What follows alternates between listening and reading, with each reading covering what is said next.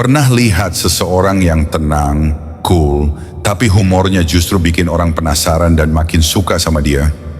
Itu bukan kebetulan, itu trik humor ala stoik yang diam-diam bisa bikin orang terobsesi sama kamu. Gaya humor ini nggak butuh lebay atau cari perhatian, tapi justru makin bikin kamu disegani dan dikagumi. Mau tahu rahasianya? Tonton sampai habis, karena di video ini kita bakal bongkar semuanya. Jangan lupa like, subscribe, dan nyalain loncengnya biar nggak ketinggalan trik keren lainnya. Mari kita mulai. Humor itu kayak sihir, tahu nggak? Dia bisa bikin tembok pertahanan orang runtuh dalam hitungan detik. Tapi kayak sihir juga, kalau kamu nggak hati-hati, bisa-bisa malah meledak di muka kamu sendiri. Nah, di video ini aku nggak cuma mau kasih tahu gimana caranya bikin orang ketawa, tapi juga gimana humor bisa jadi alat rahasia buat bikin orang langsung merasa, aku suka banget sama dia. Tapi tunggu dulu, ini bukan tentang jadi pelawak, ya. Ini tentang memahami kenapa humor itu sekuat itu. Dalam stoikisme mereka bilang, yang terpenting bukan apa yang terjadi, tapi bagaimana kamu meresponsnya. Humor adalah cara kita merespons dunia, cara kita bilang ke semesta, aku ngerti hidup ini absurd tapi aku terima dan aku menikmatinya. Jadi begini, kalau kamu mau bikin orang terobsesi sama kamu, dan maksudku ini obses beneran, kamu harus tahu 6 jenis humor yang nggak cuma bikin mereka ketawa, tapi juga bikin mereka ngerasa nyambung. Dan ya, kalau kamu masih mikir humor nggak segitu pentingnya, coba bayangin ini, kapan terakhir kali kamu ngerasa nyaman banget sama seseorang yang garing? Siap buat belajar? Kita mulai dari teknik pertama, play dumb. Tapi jangan salah paham, play dumb itu seni. Dan dibalik semua kelihatan bego itu, ada cara untuk bikin koneksi yang nggak akan mereka lupakan. Kamu tahu nggak, penelitian dari University of Kansas menemukan bahwa humor itu salah satu faktor paling penting dalam membangun hubungan jangka panjang? Tapi menariknya, humor yang terlalu pintar atau kompleks justru bisa bikin orang merasa nggak nyambung. Nah, disinilah konsep play dumb muncul. Apa sih artinya play dumb? Gampangnya, ini adalah trik untuk pura-pura enggak tahu atau sengaja menyederhanakan sesuatu dengan cara yang bikin orang merasa lebih nyaman dan kadang bikin mereka tertawa. Kenapa ini efektif? Karena otak manusia punya kecenderungan untuk menyukai orang yang kelihatan relatable. Ketika kamu menunjukkan kelemahan atau bertingkah konyol dengan sengaja, kamu menciptakan ruang untuk keintiman. Orang jadi merasa, oh dia nggak sok pinter, dia kayak aku juga. Bagaimana caranya? Misalnya, kamu lagi di tengah diskusi serius. Orang-orang lagi ngomongin teori yang rumit banget, kayak soal quantum physics atau pasar saham. Terus kamu bilang, oke, jadi kalau aku ngerti ini, intinya saham itu kayak lotre legal ya. Atau kalau kamu lagi ngobrol sama orang yang jago masak, kamu bilang, jadi kalau aku masak mie instan tapi lupa buang airnya, itu masih bisa disebut sup kan? Humor semacam ini bikin suasana jadi santai. Orang akan lebih mudah tertawa karena mereka nggak merasa terserang. Apa hubungannya sama stoikisme? Stoikisme mengajarkan kita untuk nggak terlalu terpaku pada ego. Play dumb adalah cara sederhana untuk melepaskan kebutuhan terlihat sempurna. Dalam Meditations, Marcus Aurelius menulis, kebahagiaan hidup bergantung pada kualitas pikiranmu sendiri. Dengan berpura-pura bodoh, kamu sebenarnya sedang menunjukkan bahwa kamu nggak butuh validasi dari orang lain untuk merasa nyaman dengan diri sendiri. Jadi, kalau kamu berpikir, tapi nanti aku kelihatan bodoh beneran dong, jawabannya tepat. Orang lebih suka seseorang yang kelihatan bodoh tapi bikin nyaman daripada seseorang yang terlihat pintar tapi bikin tegang. Sekarang, coba pikir, kapan terakhir kali kamu pura-pura nggak ngerti sesuatu buat bikin suasana lebih santai? Kalau belum pernah, mungkin ini saatnya kamu coba. Jangan kaget kalau orang-orang mulai lebih nyaman sama kamu setelah ini. Kamu tahu nggak, salah satu trik humor paling ampuh adalah membuat orang percaya kamu serius hanya untuk memutarbalikkan ekspektasi mereka di akhir. Ini yang disebut sincerity fake out. Dan percayalah, teknik ini bisa bikin siapapun ngakak sekaligus merasa, wah orang ini pintar banget. Apa itu sincerity fake out? Sederhananya, kamu mulai dengan nada serius, seolah-olah kamu mau menyampaikan sesuatu yang penting banget. tapi di akhir kamu kasih punchline yang bertolak belakang sehingga bikin suasana jadi cair. Kenapa ini efektif? Otak manusia punya kebiasaan memprediksi pola. Ketika kita mendengar sesuatu yang serius, kita cenderung menyiapkan diri untuk jawaban yang serius juga. Tapi begitu kamu membelokkan ekspektasi mereka, otak mereka bereaksi dengan tawa. Ini karena humor jenis ini melibatkan elemen kejutan yang secara neurologis memicu pelepasan dopamin, hormon kebahagiaan. Penelitian dari American Journal of Play juga menunjukkan bahwa humor yang mengejutkan atau tak terduga bisa meningkatkan kepercayaan sosial dan membuat orang lebih terhubung. Bagaimana caranya? 1. Mulailah dengan sesuatu yang kelihatan penting. Misalnya kamu bilang, kamu tahu nggak ada satu hal yang beneran bisa mengubah hidupmu? Tunggu sebentar untuk membangun rasa penasaran. 2. Akhiri dengan twist yang absurd. Lanjutkan dengan, yaitu tahu cara bikin mie instan tanpa lihat bungkusnya, itu bakat sejati. Atau contoh lain, kamu lagi ngobrol santai dan bilang, aku tuh orangnya gak pernah bikin keputusan besar tanpa riset mendalam. Terus kamu tambahkan, kayak waktu aku pilih warna casing HP. Orang gak cuma ketawa tapi juga merasa lebih dekat, karena ini menunjukkan kamu gak takut menertawakan situasi sehari-hari yang absurd. Apa hubungannya dengan stoikisme? Stoikisme mengajarkan kita untuk melihat hidup dengan sudut pandang yang lebih ringan. Seneca pernah bilang, kebanyakan penderitaan kita datang dari cara kita memandang sesuatu, bukan dari kenyataannya. Dengan sincerity fake out, kamu sebenarnya sedang mengingatkan orang lain bahwa hidup ini nggak harus selalu serius. Kadang kita hanya perlu tertawa kecil di tengah absurditas dunia. Jadi, mulai sekarang coba pikirkan, apa momen serius berikutnya yang bisa kamu ubah jadi lelucon tak terduga. Jangan lupa, elemen kejutan adalah kuncinya.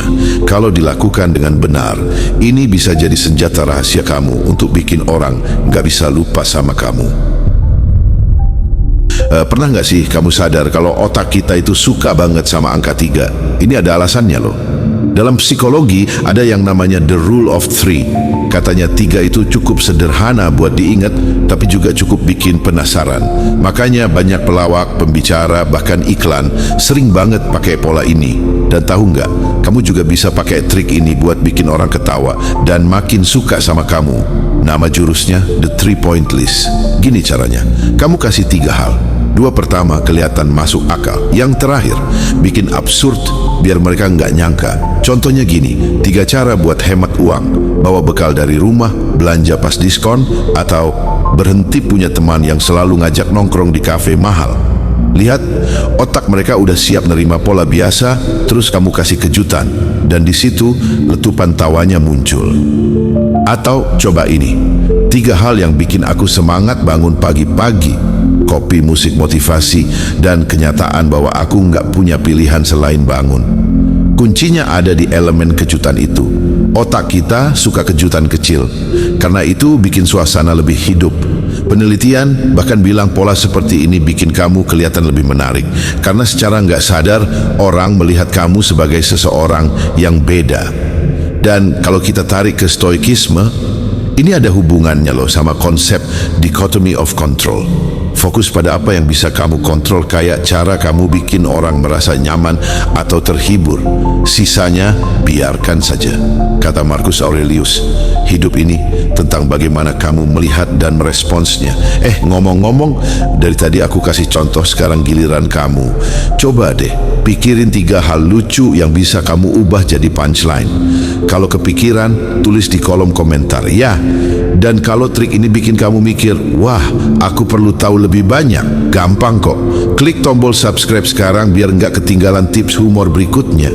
Kalau kamu suka, kasih like. Dan kalau ada temanmu yang butuh belajar humor, share video ini ke mereka. Siapa tahu mereka juga ketawa. Jadi, sampai sini dulu ya. Ingat, humor itu soal timing. Sekarang waktunya kamu coba trik ini. Siap? Oke, kita lanjut ke poin berikutnya.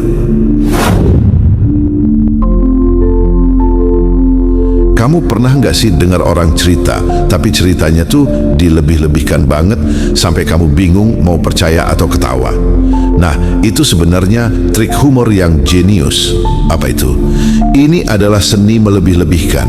Kamu bikin sesuatu yang biasa jadi luar biasa absurd, tapi dengan ekspresi super serius. Hasilnya, orang nggak cuma ketawa, tapi juga terhibur dengan cara kamu menggambarkan hal tersebut. Kenapa ini efektif? Penelitian dari Journal of Humor Studies menyebutkan hiperbola atau melebih-lebihkan itu memicu otak untuk menilai ulang situasi. Ketika sesuatu jelas-jelas mustahil, otak kita otomatis bereaksi dengan tawa karena merasa tertipu. Tapi ini tipu-tipu yang bikin senang, bukan kesel. Bagaimana caranya? 1. Pilih momen atau cerita yang relatable. Misalnya, kamu lagi telat ke kantor terus bilang, "Hari ini macet banget, mobil tuh nggak jalan sama sekali." Aku sampai mikir, jangan-jangan kita semua lagi syuting adegan film zombie tanpa aku tahu. 2. Tambahkan detail yang nggak masuk akal.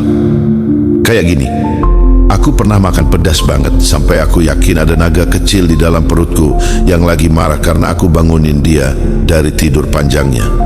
3. Ekspresi serius adalah kuncinya.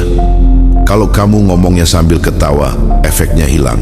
Tapi kalau kamu bilang itu seolah itu beneran terjadi, orang malah bakal ngakak lebih keras. Kenapa ini penting menurut Stoikisme? Marcus Aurelius pernah bilang, hidup ini jauh lebih ringan kalau kamu bisa tertawa di tengah absurditasnya. Dengan melebih-lebihkan hal kecil, kamu sebenarnya sedang mengingatkan diri sendiri bahwa enggak semua masalah itu harus dibawa serius. Dan tahu nggak, kadang trik ini juga bisa menyelamatkan kamu dari situasi canggung. Misalnya, kamu ketahuan telat datang ke acara, terus kamu bilang, "Bok, maaf ya tadi aku nyasar sampai hampir masuk dimensi paralel. Untung aku ketemu portal balik ke sini." Hasilnya, bukan kamu yang malu, tapi semua orang malah ikutan tertawa. Oh, dan kalau ada yang percaya cerita itu beneran, nah itu mungkin tanda kalau mereka percaya kamu waktu bilang tadi soal naga kecil di perut. Apa hal paling sederhana yang bisa bikin orang langsung nyaman sama kamu? Jawabannya, bikin mereka merasa penting. Apa itu? Ini adalah teknik humor di mana kamu mengangkat orang lain dengan pujian, tapi kamu tambahkan twist kecil yang bikin mereka ketawa. Bayangin kamu bilang sesuatu yang bikin mereka merasa dihargai, tapi di akhir kamu sisipkan lelucon ringan yang bikin suasananya cair. Kenapa ini efektif? Psikologi manusia itu sederhana. Kita semua ingin merasa dihargai. Menurut studi dari Journal of Positive Psychology, ketika seseorang merasa dihormati atau diapresiasi, otak mereka memproduksi lebih banyak dopamin, hormon yang bikin mereka merasa senang. Nah, tambahkan humor di situ dan kamu langsung jadi favorit mereka. Bagaimana caranya? 1. Cari sesuatu yang benar-benar kamu kagumi dari mereka. Contoh, kamu tuh hebat banget ya, bisa multitasking, ngomong sambil mikir sambil nggak ngeh kalau kopi kamu tadi tumpah. 2. Gabungkan pujian dengan observasi kecil. Misalnya, "Aku suka banget cara kamu presentasi tadi, suaranya tegas, jelas, dan bikin aku mikir, kayaknya dia ini keturunan penyiar radio dari zaman kuno deh." 3. Timing adalah kunci. Beri jeda kecil setelah pujian, baru tambahkan punchline-nya. Dengan begitu, orang akan menerima pujian dulu sebelum mereka ketawa karena twistnya. Kenapa ini cocok dengan Stoikisme? Menurut Epictetus, salah satu prinsip Stoikisme adalah untuk fokus pada apa yang bisa kamu lakukan demi menciptakan harmoni dengan orang lain. Memberikan pujian yang tulus, lalu menambahkan humor ringan adalah cara sederhana untuk membangun hubungan yang baik tanpa kehilangan kedalaman. Dan lucunya, teknik ini bisa bikin situasi serius jadi jauh lebih ringan. Contoh, teman kamu lagi curhat soal kerjaan, dan kamu bilang, "Aku salut banget sama kamu loh. Kamu bisa bertahan di tempat kerja yang gitu. Kalau aku yang di posisi kamu, kayaknya aku udah daftar jadi penjaga mercusuar aja, biar damai." Hasilnya, teman kamu tetap merasa dihargai, tapi beban mereka juga jadi sedikit berkurang karena tawa kecil yang kamu kasih. Tapi hati-hati, jangan sampai kelewat jago bikin orang nyaman ya. Nanti malah mereka nggak mau jauh-jauh dari kamu, atau tiba-tiba minta tolong bantuin mereka pindahan rumah. Kamu pernah nggak sih bikin orang ketawa cuma karena kamu ngelawak tentang dirimu sendiri? Ternyata itu bukan cuma trik lucu, tapi juga bisa bikin kamu terlihat lebih manusiawi dan mudah didekati.